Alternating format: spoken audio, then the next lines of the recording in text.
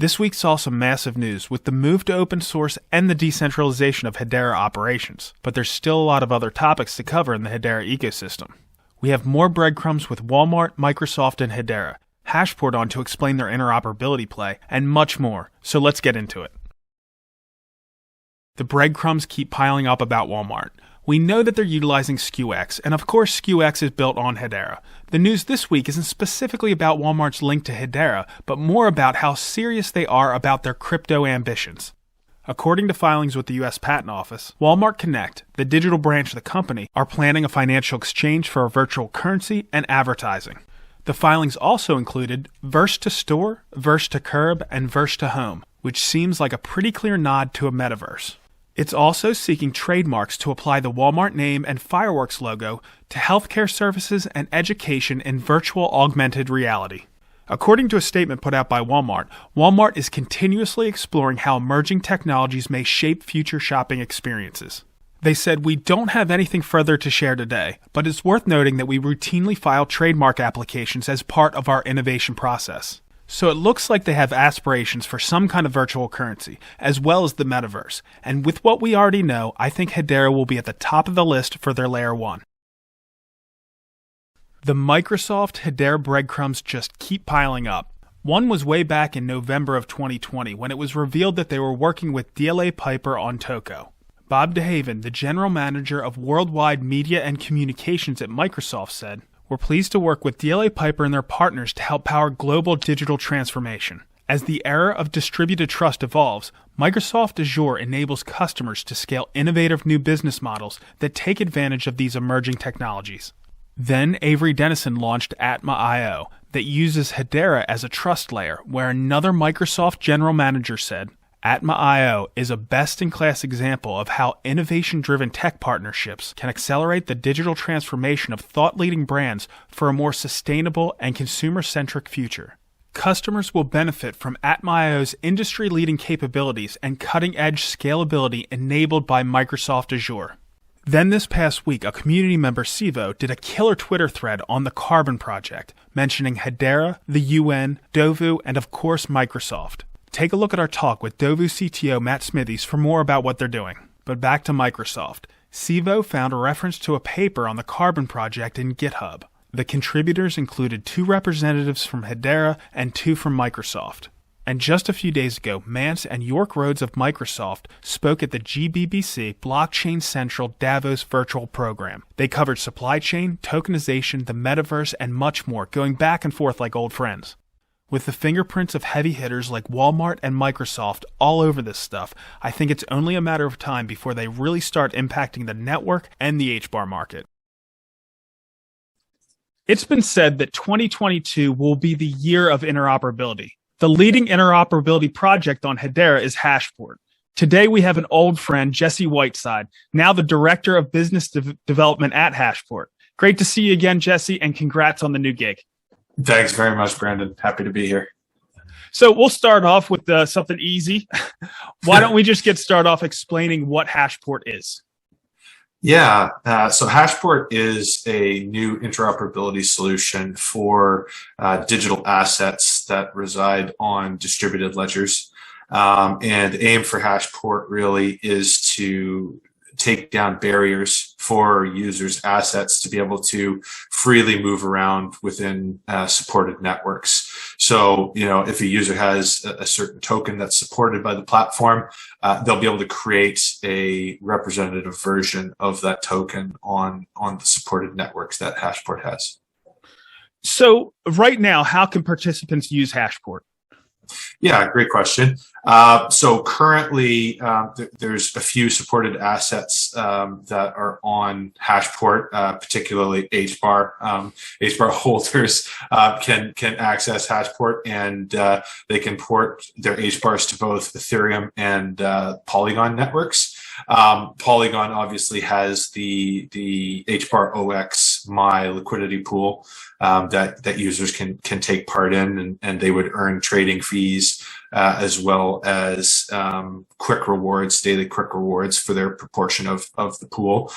So it is yield that users can generate for themselves. That's just one use case, and as as time goes on, users will be able to create, and even right now, at this very moment, users can create their own liquidity pools on QuickSwap, and if they grow to be sufficiently large and there's support behind them, there's additional rewards and benefits that could be conferred to those pools as well. It's really up to, at this point, as we're adding assets and different networks to Hashport, it will really be up to where users decide to take their assets and try and forge new opportunities for themselves.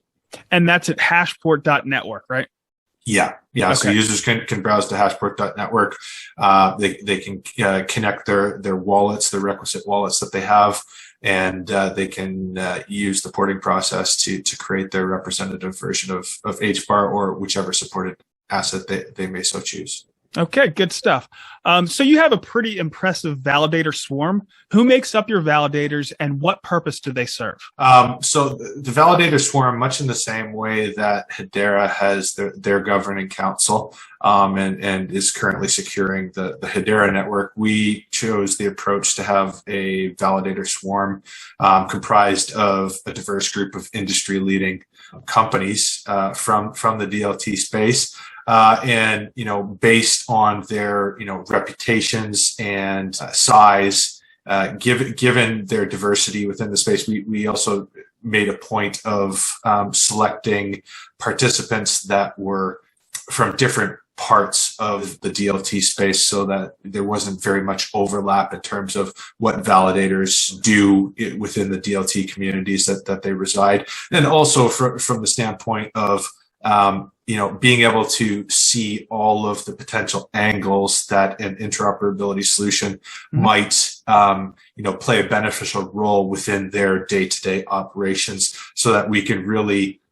try and cover all angles. So there's currently 9 total validators for the swarm. The HBAR Foundation obviously is one of them, which is the new foundation that Hedera has stood up, as well as the Polygon network, and obviously one of the first supported networks on Hashport along with Hedera. The social media platform Galaxy. Okay. We know them well. Is part of that, and they're coming out with their new social platform, which is really exciting. And then in terms of strategy, BCW Group heads up the strategy and go-to-market items for Hashport. With respect to security, there is Hex Trust, which is a leading digital asset custodian in the Asian region. And then we also have a Hedera governing council member, WorldPay from FIS. Yeah. They're actually, I believe, the first Fortune 500 company to take part in an interoperability solution of this nature, which is kind of exciting because they also have their own interests with this new world of interoperability and distributed ledgers. So it's quite exciting to have them on board. From the stablecoin DeFi side of things, we have StableNode, which is a partner of DAI and MakerDAO. And from gaming and NFTs, we've got Animoca Brands. I think everyone in the community is quite aware of Animoca Brands and what they bring to the table with decentralized gaming and all of the wonderful platforms that they have in the market. And lastly, but not least, from a technology perspective, LimeChain, which is a systems integrator, and we work closely with, and they're the main architect for Hashport. Good stuff. Good stuff. So why do you think the validators were interested in Hashport in the first place? I think as DLTs and ledgers become more a part of everyday life, and there's more and more of them coming online, it seems to tackle various problems. The topic of interoperability comes up more and more in order for solutions to actually function as intended. it's a recurring theme that keeps being revisited, and I think really there's no surprise as to why there's so many different interoperability solutions coming online, because it's going to be a necessity in the future for communicating between networks and allowing users the same kind of freedom and flexibility that they currently have with Web 2 infrastructure. Mm-hmm. An example would be going and browsing on your computer, browsing the internet. There's a whole host of different platforms and protocols on the back end that a user may be interacting with, but regardless of what machine or terminal they're on, browsing the internet is somewhat the same experience every single time. Yep. So in that way, I think that's sort of where the space is heading, is this ubiquitous ability to sort of maneuver on one's terms. Makes perfect sense. Good stuff. Do you have anything exciting coming up that we should be looking forward to? Yeah, there's going to be lots of exciting things this year. And I'm incredibly excited for the stuff that we're building out.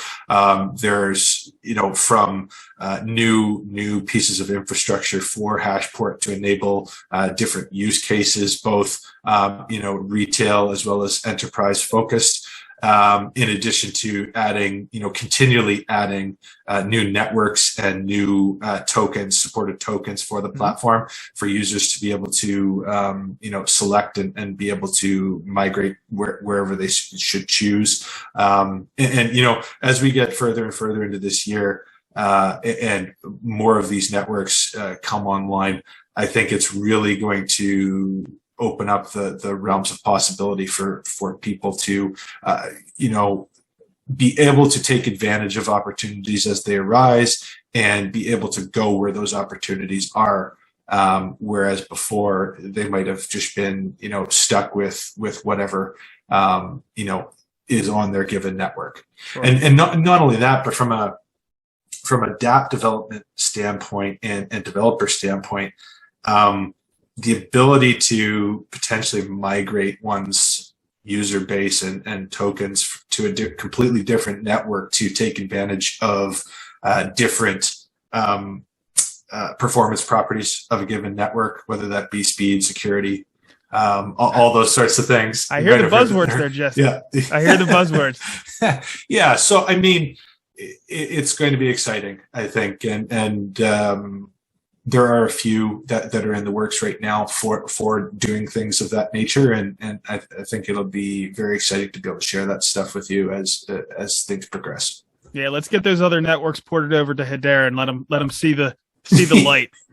Yeah, absolutely. Hashport, first and foremost, and one of the main approaches we've taken is to be platform agnostic, in the sense that interoperability should be as agnostic as possible. If a user wants to go any which way they so choose, that should be up to them. Also we decided against having a platform native token. Mm-hmm. Some other interoperability solutions will choose to have a platform native token.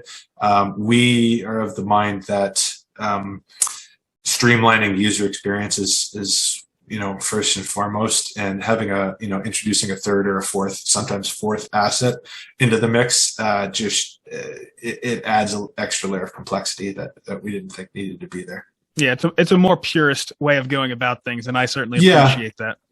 Yeah, also from a regulatory perspective as well. Not only that, but it's also about safeguarding use cases of developers or dApps that potentially might rely on this piece of utility to have their use cases function. If for whatever reason the portal were to be shut down, that's the last thing we want to have happen. So we just sort of mitigated that risk from the beginning. Sure. Well, Jesse, thank you so much for coming by. Anything else before we let you go? Just thanks for having me on. Happy to be here. Always a pleasure. And we'll have lots of exciting things in store in the coming months, and be happy to share all of those with you, and really excited to show the community what we've been working on. We've had on both the CMO of Hedera, Christian Hasker, and the CEO of the HBAR Foundation, Shane Higdon, to discuss their aggressive marketing strategies, which I'm sure will start to ramp up soon.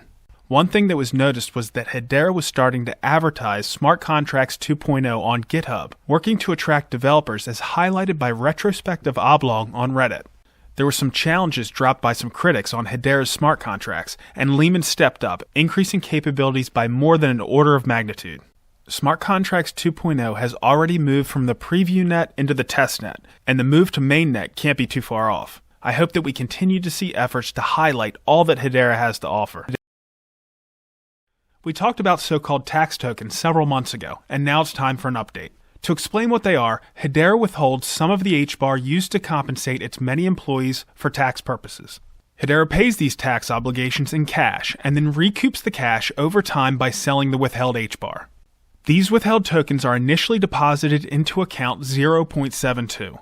The initial deposit was made in early 2020 after some large employee distributions, and it maintained a balance of a few hundred million HBAR until August of 2021. At this time, Hedera started selling off some of this backlog. Due to ongoing distributions, they deposit and have to sell about 58 million HBAR per month, but during the time they've been paying down this backlog, they've been selling between 80 and 100 million HBAR per month. As we noted in October, eventually there would be no more backlog, and they would only need to sell the newly deposited HBAR, and we've just about reached that point now. This equates to a reduction in supply hitting the market from this source of between 20 and 40 million HBAR per month. Granted, the HBAR market is dynamic, with many participants, but taken in isolation, this is still a positive development for HBAR holders. Since the last weekend update, we had 2 independent interviews. One with the founder of ThirdAct, who is bringing tokenization to the theater, and one with one of the co-founders of Hedera, Mance Harmon, to go over the move to open source the Hashgraph algorithm and decentralize the operations team.